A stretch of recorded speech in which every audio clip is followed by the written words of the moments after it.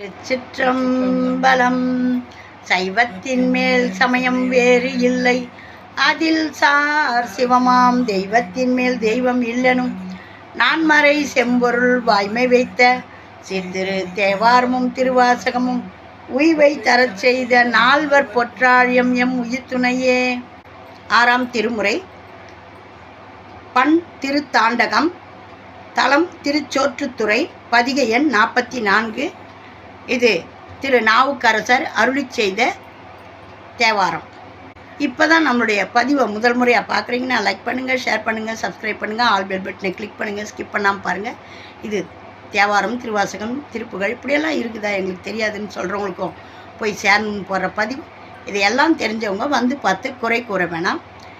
இது எங்களுக்கான பதிவு. எங்களை மாதிரி தெரியாதவங்களும் பார்த்து பயனடையணும். திருச்சிற்றம்பலம்.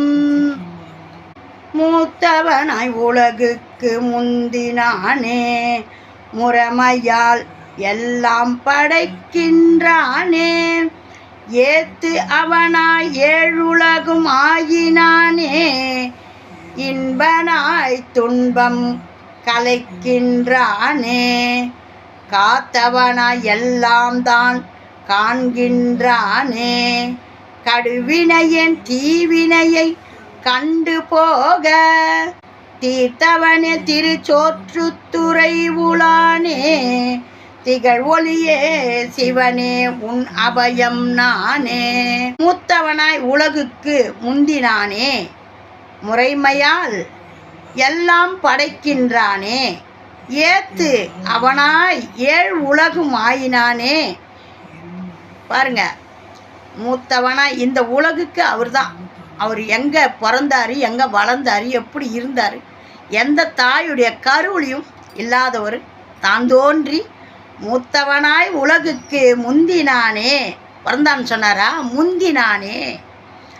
முறைமையால் எல்லாம் படைக்கின்றானே. கரெக்டான வழியில் எல்லாத்தையும் முறையோடு படைக்கிறாரு. ஏத்து அவனாய் ஏழு உலகம் ஆயினானே.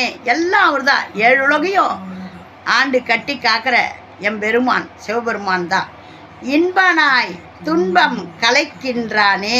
இன்பமும் அவன்தான், துன்பமும் அவன்தான். அந்த இன்பமாக வந்து அந்த துன்பத்தை துடைக்கிறார், கலைக்கிறார். காத்தவனாய் எல்லாம் தான் காண்கின்றானே. அவன்தான் காத்தான், அது எல்லாத்தையும் காண்றார் கண்ணால். கடிவினையேன் தீவினையை கண்டு போக தீர்த்தவனே திருச்சோற்றுத்துறை உளானே, திகழ் ஒளியே சிவனே உன் அபயம் நானே. அப்பா